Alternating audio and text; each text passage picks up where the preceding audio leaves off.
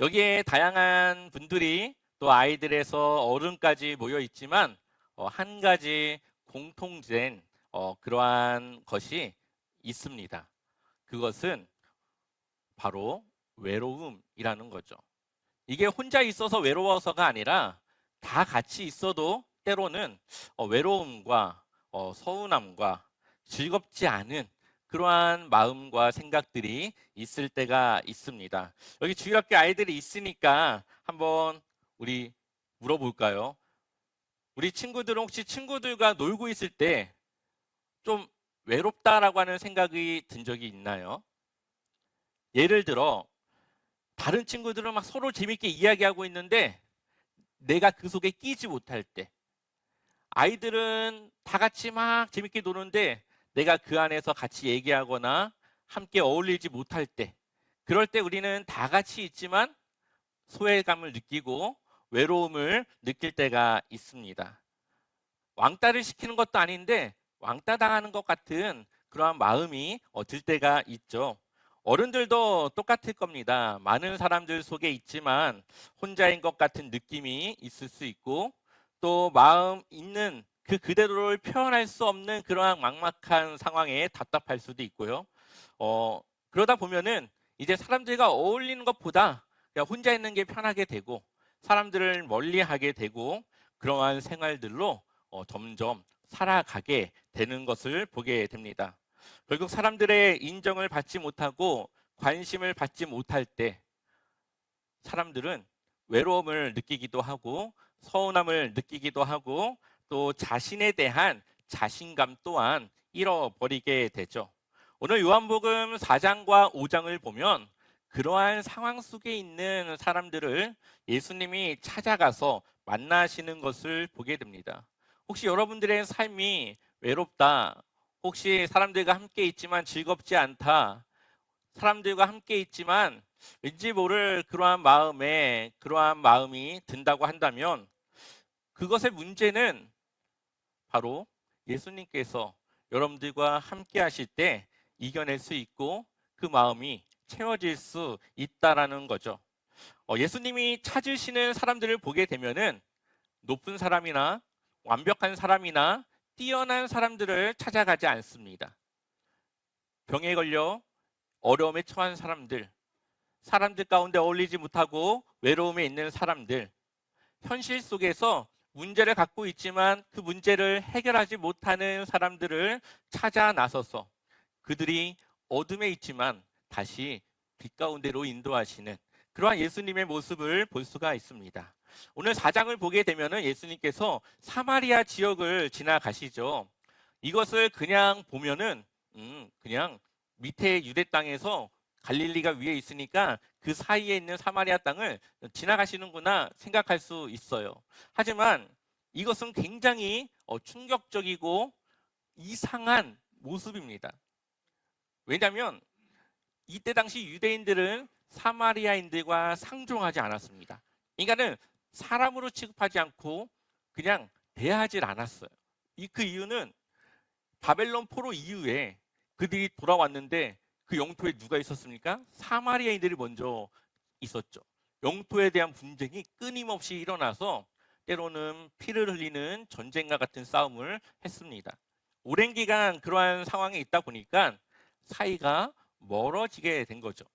또한 그들은 다른 혈통이 섞인 그러한 혼혈족이다 보니까 단일 민족이라고 생각하는 유대인들 입장에서는 그들을 부정하다라고 생각을 하기 때문에 그들을 대하지 않고 그 땅조차도 밟지 않았습니다. 왜냐하면 그렇게 사이가 안 좋다 보니까 그 땅을 지날 때 강도들의 습격을 받기도 했기 때문에 위험한 그러한 길이기도 했기 때문이죠. 근데 예수님은 지금 사마리아를 지나가시죠. 여기에는 의도가 있습니다.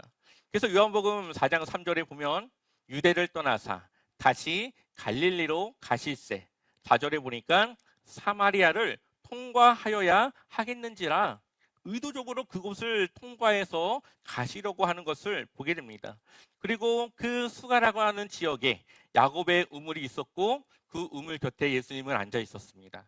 그리고 한낮 12시에 한 사람이 예수님께로 향해서 그 우물로 오게 되죠. 우리 한번 6절 말씀을 같이 읽어볼까요? 6절 말씀 함께 읽어보겠습니다. 거기 또 야곱의 우물이 있더라.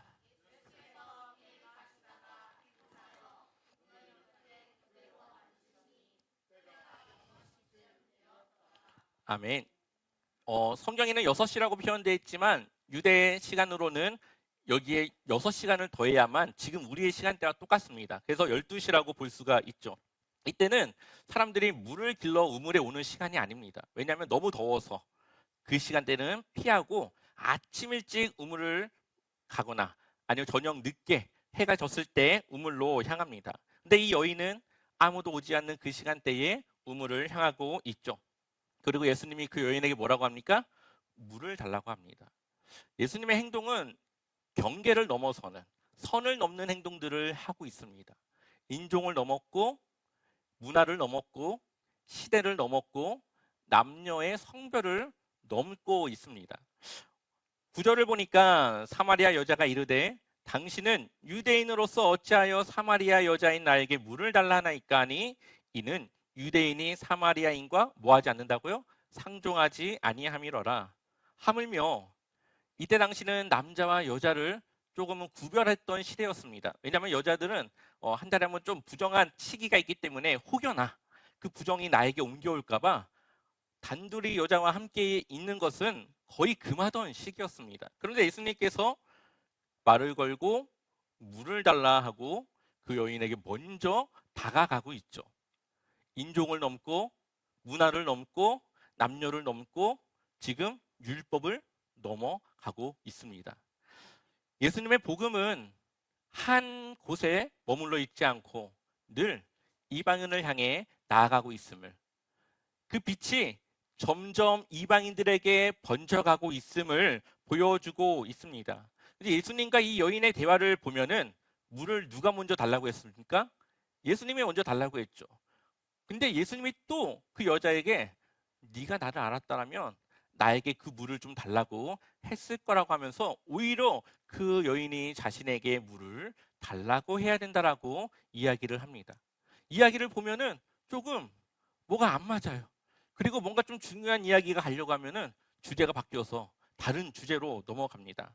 이것은 점점 자신의 깊은 마음속으로 들어오려고 하는 예수님의 대화를 이 여인은 돌리려고 하고, 예수님은 그 여인의 문제를 알고 있기 때문에 그 문제 안으로 들어가려고 하는 그러한 상황이라고 볼 수가 있습니다.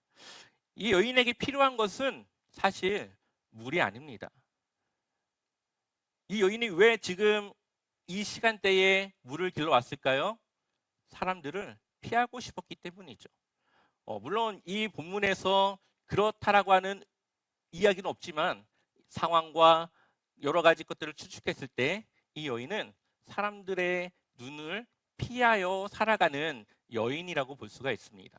왜냐하면 대화 속에서 이 여인은 5명의 남편이 있었고 지금 함께 있는 그 남자도 남편은 아니고 그냥 함께 사는 남자라는 것에서 뭔가 이 여인의 삶에 남자가 있어야 되고 무언가 부족함을 그러한 남자로 채워가려고 하는 그러한 모습을 우리는 볼 수 있기 때문이죠. 사실 이 여인은 마음에 그의 삶에 채우지 못하는, 무언가로 채워가야 하지만 그것을 채울 수 없는 부족함 속에 있다라고 볼 수가 있습니다. 그리고 예수님께서 그 여인을 만남으로써 그 여인의 마음을 아셨던 거죠. 이 여인과의 대화를 보게 되면은 이 여인이 기다리는 것은 메시아였습니다. 그 메시아가 오면 자신의 문제도 해결될 거라고 생각했습니다. 그리고 예수님은 바로 그가 나다, 내가 바로 메시아다 라고 하는 이 이야기와 함께 이 여인은 다른 모습으로 살아가는 것을 보게 됩니다. 요한복음 4장 29절 말씀 한번 볼까요? 함께 읽어보겠습니다. 내가 행한 모든 일을 내게 말한 사람을 와서 보라. 이는 그리스도가 아니냐 하니. 아멘. 여기서 말하는 그리스도는 당시 메시아라고 하는 이야기였고 이들이 기다렸던 메시아는 이 세상을 바꿀 왕이었습니다. 그러니까 이 여인의 대답은, 고백은 예수님께서 왕으로 이 땅에 오셨고 그 예수님이 이제는 내 인생의 왕이 되었음을 고백하며 이제는 어디로 들어갑니까? 사람들의 사회 속으로 들어가죠. 그 여인의 첫 등장은 우물이 있는 아무도 다니지 않는 홀로 살아가는 모습이었지만 예수님과의 대화가 마치자 그는 사람들 군중 속으로 들어가서 복음을 전하며 자신에게 있었던 일들을 간증하며 사람들에게 이야기하는 것을 보게 됩니다. 이것이 바로 어둠 가운데 있던 예수님이 만나 그 사람이 빛 가운데로 나아오는 모습이라고 볼 수가 있죠. 그리고 그 지역이 바뀌어지게 되는데요. 요한복음 4장 41절을 보니까 예수의 말씀으로 말미암아 믿는 자가 더욱 많아. 42절 우리 한번 같이 읽어보겠습니다. 그 여자가 말하되 이제 우리가 믿는 것은 내 말로 인함이 아니니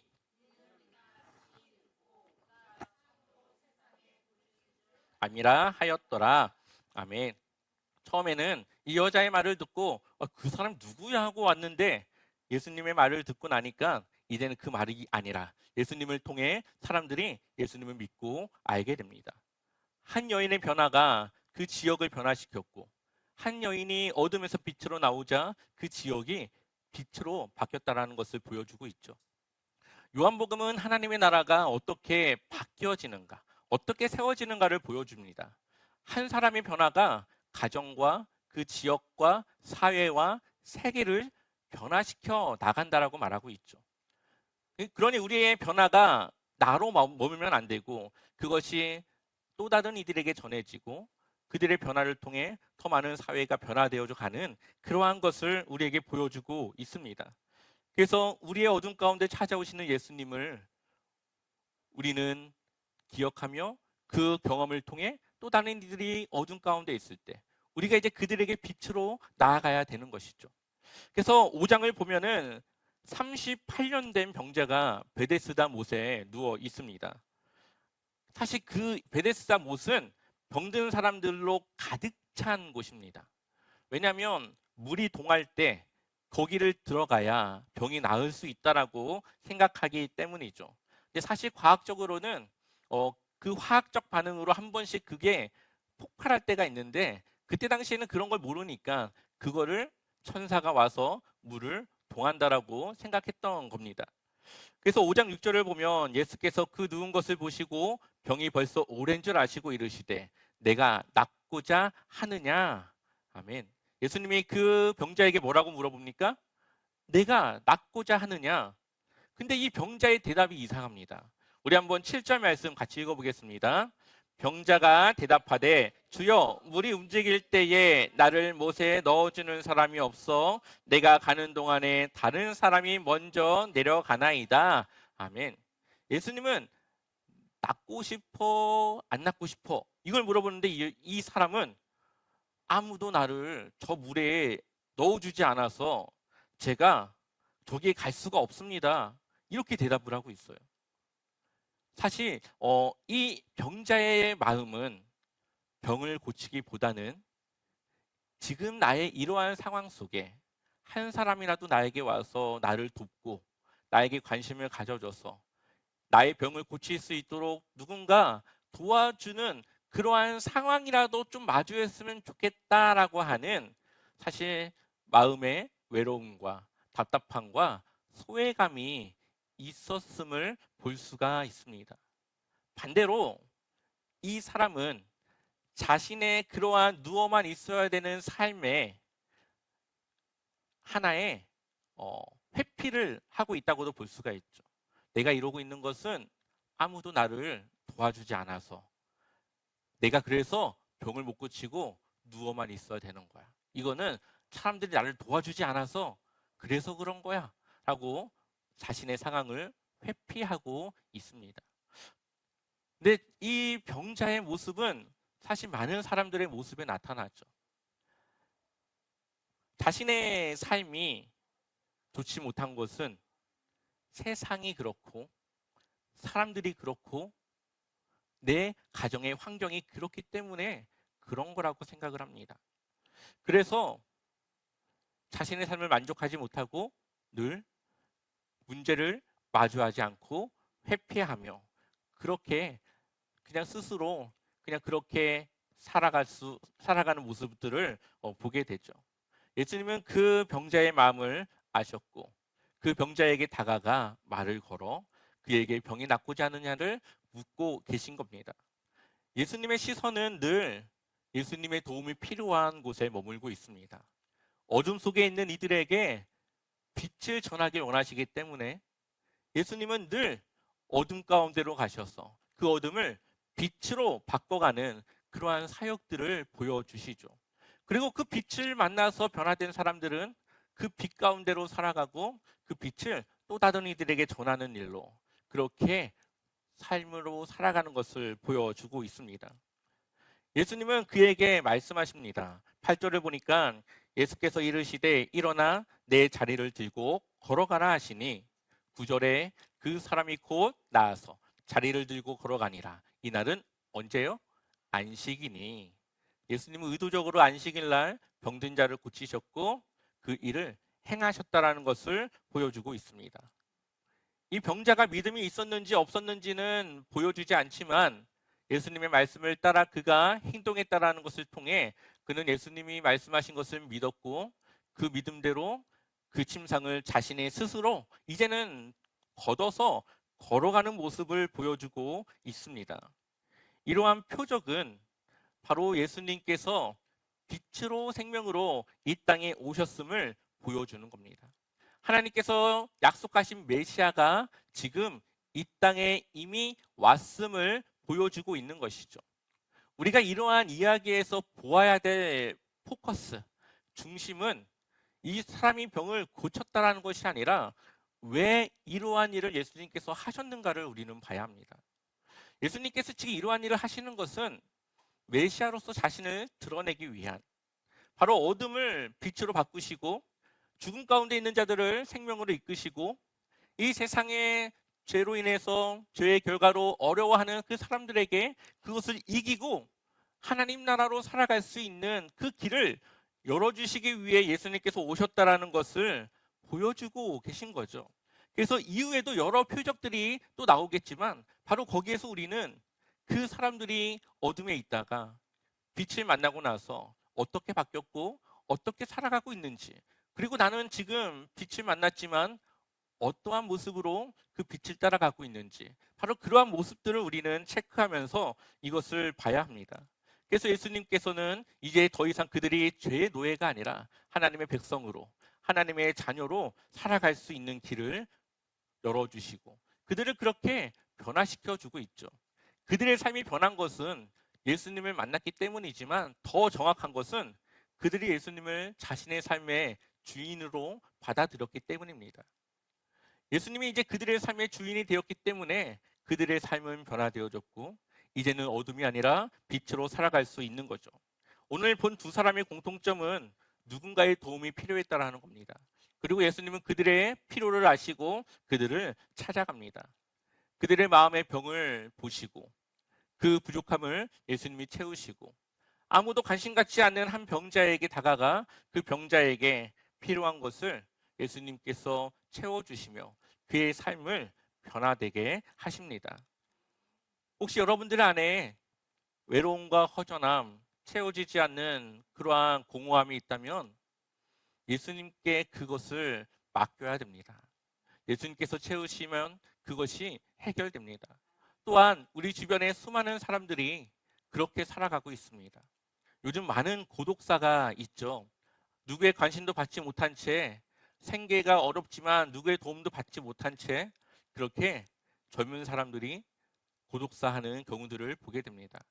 교회가 빛이라면 사실 그들을 돌보고 돌아보며 그들에게 뭔가 도움을 줄 수 있는 일을 해야 될 것입니다. 저는 우리 교회가 조금만 역량이 된다면 그러한 일들도 하고 싶지만 아직은 그것이 우리의 힘으로는 되지 않음에 때로는 조금 안타까울 때가 있습니다. 그러나 우리는 늘 우리 주변에 그러한 사람들을 살펴야 되고 그들이 자신의 삶을 한탄하는 것이 그 삶을 한탄하는 것이 아니라 누구도 나에게 관심 갖지 않고 내가 소외받으며 이 사회에 함께 구성원으로 살아가지 못하는 그러한 것에 그 마음이 있다라는 것을 우리는 기억하여서 예수님과 같이 그들을 찾아가 빛을 전하고 그들에게 좀 더 나은 주변의 이웃이 여기 있음을 우리는 보여줄 수 있어야 될 것입니다. 오늘 말씀은 어둠에 있는 사람들을 찾아가서 빛으로 인도하신 예수님의 말씀이었습니다. 이제 우리가 빛의 자녀라면 우리는 충분히 어둠에 있는 사람들을 빛으로 이끌어낼 수 있는 그러한 능력이 우리 안에 있습니다. 우리의 삶에 우리 주변을 우리가 함께 돌아봐서 혹여나 도움이 필요한 사람들, 어둠 속에 정말로 좀 우리의 도움이 필요한 이들이 있다면 우리가 먼저 그들에게 찾아가 문을 두드리고 그들에게 필요를 채워줄 수 있는 그런 주님의 모습을 따라 살아가는 그런 모습이 있기를 소망합니다. 그래서 이번 명절 혹여나 그 가족들 안에 또 여러 가지 상황 속에서 여러분들이 빛의 자녀임을 기억하여서